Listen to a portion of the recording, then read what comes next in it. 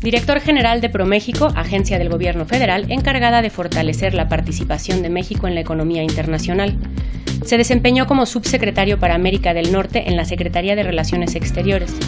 Exdirector ejecutivo de Comunicación y Relaciones Institucionales para Grupo Financiero Banamex.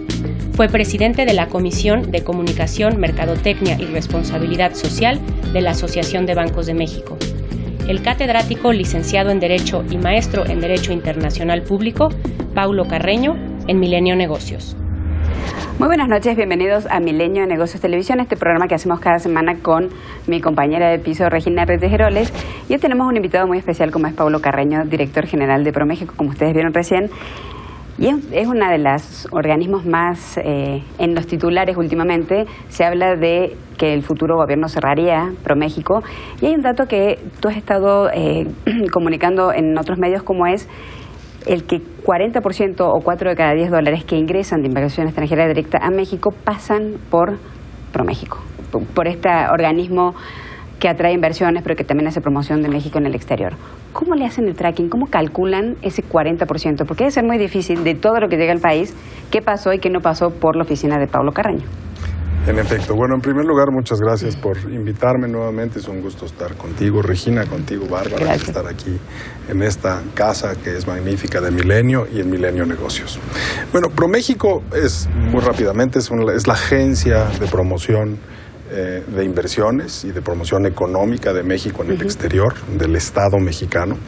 Es decir, la fondea, en efecto, el gobierno mexicano. Tiene 11 años de existencia, los cumplimos en junio pasado, sí. Es decir, ya trascendió un cambio de gobierno, un cambio de régimen. Y en efecto tiene sus 3 objetivos: atraer inversión extranjera, promover exportaciones, ayudar a mexicanos a que exporten, y ayudar a empresas a internacionalizar sus operaciones. Tiene una particularidad, transparencia y rendición de cuentas. No hay una sola inversión en la que participe ProMéxico donde no hay un testimonio, en este caso una carta, de la empresa que decide invertir en México, en la cual se compromete a hacer una inversión de tanto monto, generar tantos empleos, contratar tantas empresas mexicanas para su cadena de servicios. Son inversiones, por cierto, y es importante aclararlo, multianuales. Pocas empresas del tamaño de las que llegan, pues, o sea, es de llegan poco a poco, y dicen, sí, claro. Aquí está, sino en los próximos 10 años voy a invertir esto. Tanto.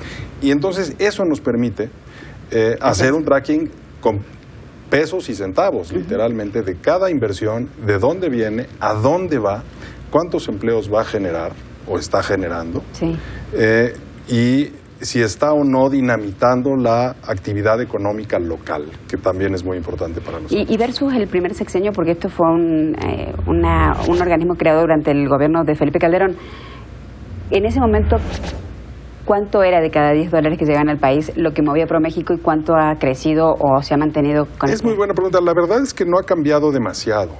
Casi siempre hemos estado en el rango del 36-40%. De hecho, ahorita ya estamos un poco arriba.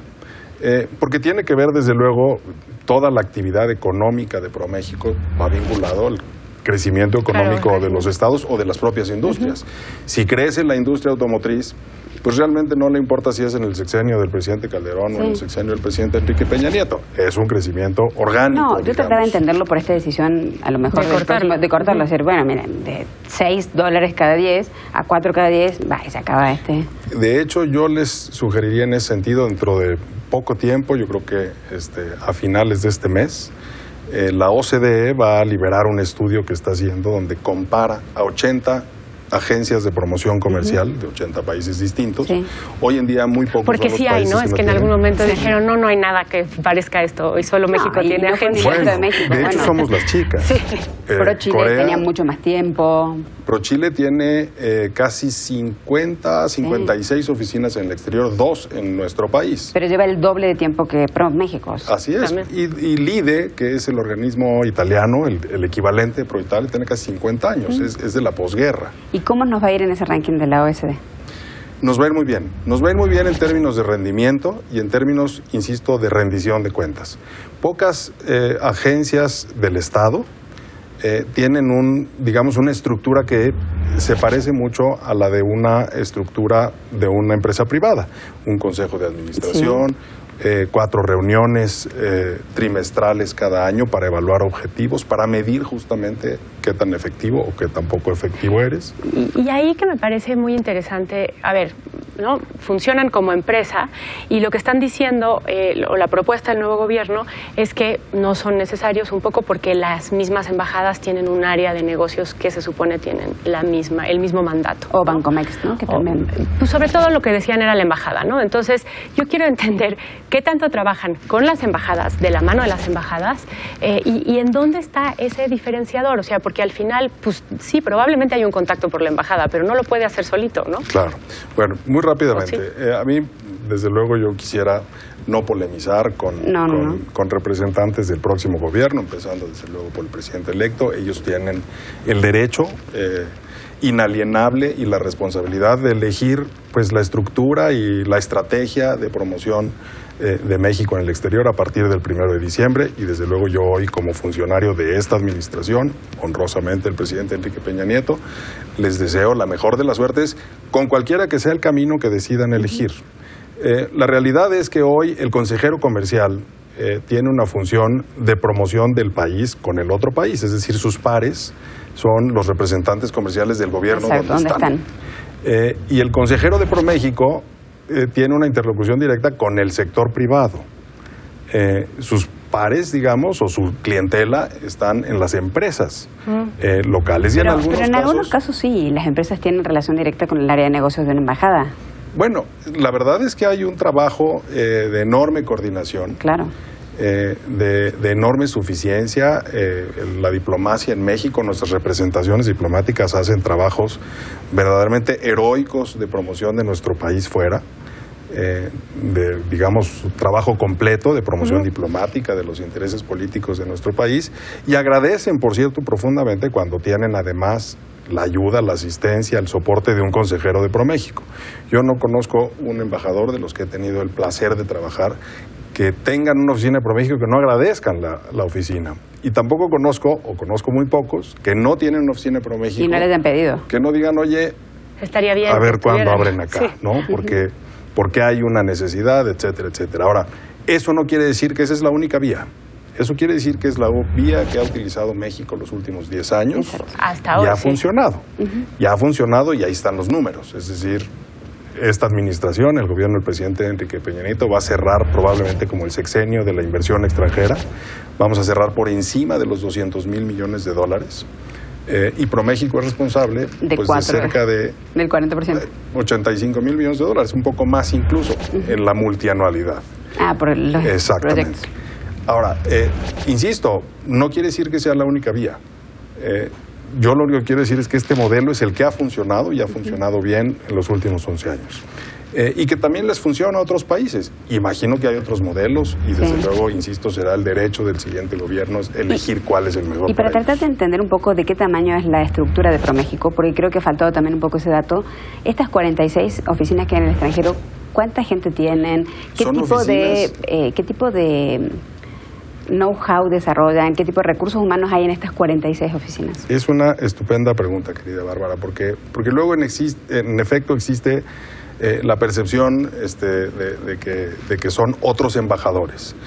La realidad es que son oficinas muy pequeñas, promedio por oficina tenemos 2.6 personas, digo, si se pudiera fraccionar una persona, pero con lo que quiero decir es que hay oficinas que tienen una sola persona. En el mundo? Son 150 empleados, de los cuales 50 más o menos, poquito, 146, de los cuales más o menos 50 son consejeros de ProMéxico, y el resto es personal local, porque también contratamos gente pues de la localidad, que entiende el idioma, que entiende... Y la idiosincrasia de los negocios. Exactamente, porque se trata de eso finalmente, de ganarte la confianza. Entonces son alrededor de 150 personas, son grados nivel consejero, están incluso asimilados a la jerarquía diplomática de la Secretaría de Relaciones Exteriores. En su mayoría son jóvenes, desde luego, con un enorme ímpetu, con una enorme experiencia, sobre todo el promedio de experiencia de cada uno de estos consejeros, pues está entre 8 y 9 años. O sea, sí, también son transeccionales. Bueno, ese es parte, yo creo que de su mayor atributo. Y si hubiera algún mensaje en todo caso para a quienes les deseamos la mejor de las suertes en la siguiente administración en esta tarea, es que independientemente del modelo que elijan, no pierdan que no pierdan este recurso humano. Claro. La gente tiene experiencia, lo ha hecho y lo ha hecho bien, tiene los contactos, conoce a sus contrapartes, conoce los marcos regulatorios, los idiomas, desde luego, exacto. Y ahí están. Y de las 46 oficinas, me imagino que las tienes medio ranqueadas, ¿no? De haber la top, así la gran generadora de inversión extranjera directa para México, y ahí van bajando. Dentro de las 46 oficinas, ¿cuál es la reina del grupo? Y de una vez le meto la que yo quería, que es el sector. O sea, claro. ¿Cuál es? Pero también, ¿cuál es el sector en donde más dinámico? Bueno, aquí también valdría la pena decir dos cosas. Uno, ProMéxico no solo son sus 46 oficinas en el exterior, son las delegaciones que también tenemos aquí en la República Mexicana, que lo que están buscando es, por ejemplo, lugares donde invierte la empresa extranjera o al exportador.